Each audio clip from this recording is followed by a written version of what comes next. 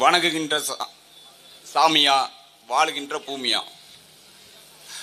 வாழுகின்ற பூமி தான் சாமி. வாழுகின்ற பூமி சாமிங்கிறதுனால தான் எங்க அண்ணன் துப்பாக்கி எடுத்தாரு. எங்க அண்ணன் கத்தி எடுக்கிறாரு. கத்தினா வெற்ற கத்தி இல்ல, கத்தி கத்தி எடுக்கிறாரு. மழை போச்சு, மணல் போச்சு, ஆறு போச்சு, காடு போச்சு, எல்லாம் போச்சுன்னு. அதே தான் தொடர்ந்து என் தம்பி, எங்க அண்ணன் எல்லாரும் கத்தி கத்தி எடுக்கிறாங்க. நம்ம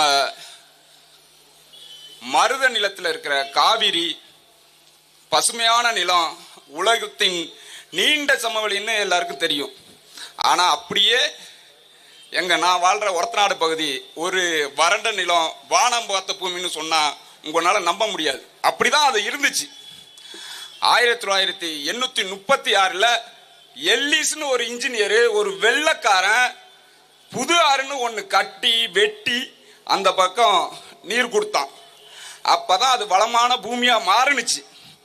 ஆனா இன்னைக்கு நான் சின்ன பிள்ளையில அங்க படிக்கும் போது, ஆத்துல விளையாடும் போது, கோடை காலத்துல குளிர்ந்தோன்னா தண்ணி வரும், கிணத்துல அள்ளி கை கழுவலாம். அதெல்லாம் எங்க போச்சு? நம்ம ஆட்சியாளர்கள் பண்ண வேலை. 250 அடியில இன்னைக்கு ஆழ்துளை கிணறு போட்டாலும் தண்ணி இல்லை.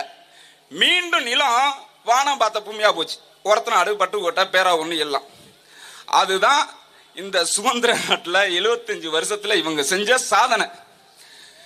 நம்ம என்ன சொல்றோம்னா, வாழுகின்ற பூமிக்கும் நாம தான், வணங்குகின்ற சாமிக்கும் நம்ம தான். அதனாலதான் பெருவுடையார் கோயில் குடமுழுக்குல தமிழ்ல பாடணும்னு நம்ம தான் வந்து நின்னோம்.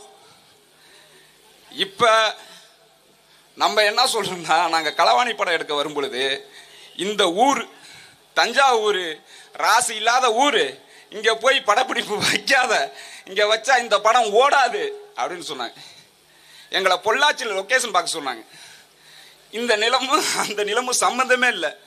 கும்பகோணம் ராசியான ஊருப்பா, அங்கேயாச்சும் போய் பாருங்கப்பா, கதைக்கும் அதுக்கும் சம்பந்தம் இல்லப்பா அப்படின்னு வந்து நாங்க இங்க பார்க்கும்போது தான் எங்களுக்கு உயிரே வருது. அப்ப நாங்க சொல்றோம் இங்கதான் படப்பிடிச்சு எடுத்தாகணும்னு. இல்லப்பா அது ராசி இல்லாத ஊர்னு. நான் பிறந்த ஊர் எப்படி இல்லையா ராசி இல்லாத ஊருன்னு. அங்க நாங்க போராடி அந்த படத்தை எடுத்தோம். அந்த படம் மாபெரும் வெற்றி அடைஞ்சிச்சு. அதற்கு பிற்பாடு இந்த பகுதியில் கிட்டத்தட்ட 100-200 படங்கள் வந்து எடுத்திருக்காங்க. அந்த ஒவ்வொரு படத்துக்கும் நாங்க இந்த தஞ்சாவூர்ல இருக்க lodge, hotel, petrol bunk, car ஓட்டுறவங்க, கறிக்கடை இப்படின்னு நாங்க பல கோடி ரூபா கொண்டாந்து செலவு பண்ணியிருக்கிறோம். நாங்க அரசியலுக்கு வராமவே 500 கோடி ரூபா கொண்டு வந்திருக்கோம்னு நினைக்கிறேன் இந்த நிலத்துக்கு. அப்படி இந்த நிலத்து மேல அன்பு, காதல், உயிர், நேசம் இருக்கிற நான் வந்து எங்க அண்ணன் கூட நிக்கிறேன்னா, ஏன்னா ஒரே காரணம், நான் எப்படி என் நிலத்தை நேசிக்கிறேனோ தமிழ்நாட்டோட மொத்த நிலத்தையும் எங்க அண்ணன் சீமான் வந்து நேசிக்கிறாரு. வாழுகின்ற பூமியை சாமியா நினைக்கணும். சாமிய நம்ம வாழ்வின் அத்தனை